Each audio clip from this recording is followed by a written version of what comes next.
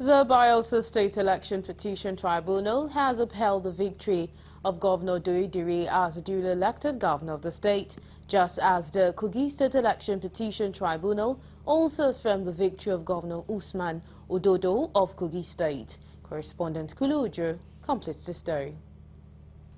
In separate sitting within the premises of the Nigerian Judicial Institute situated in Abuja, the Bayelsa State Election Petition Tribunal and the Kogi State Election Petition Tribunal delivered their judgments on the governorship election held in the two states.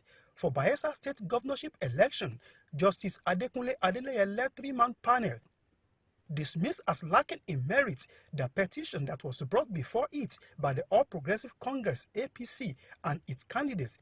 Chief Timbre Silva, in its unanimous decision, the tribunal held that the petitioner failed to adduce any credible evidence to substantiate any of the allegations that he raised against the outcome of the Bayelsa State governorship poll. It struck out as incompetent all the additional proof of evidence as well as statement on oath of some of the witnesses that testified for the petitioners.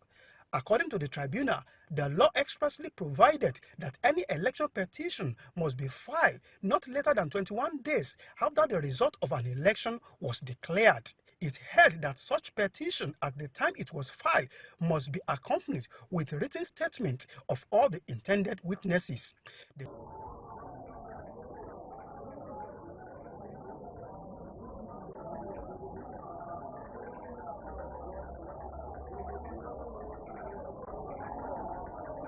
On the petition against the victory of Governor Usman Ododo of Kogi State, the three-man members of justices headed by Justice Ado Benekudu dismissed the petition of Murtala Jaka of the Social Democratic Party for failure to substantially prove material facts in his petition as required by law.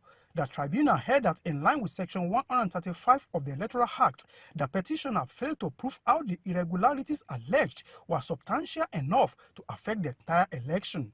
In an unanimous decision, the tribunal held that the petitioner had failed to sufficiently adduce credible evidence in line with the relevant laws to warrant the success of his petition. The court further held that the petitioner, according to law, is duty-bound to lead evidence to show that there was substantial inconsistency and also show the irregularities are enough to affect the outcome of the election.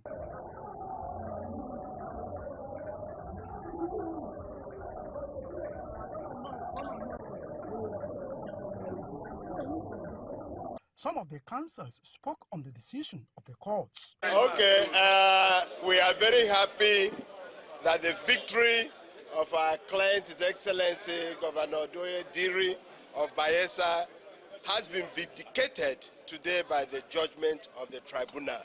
And as you could see from the judgment itself, the case of our opponents was built on a very weak foundation.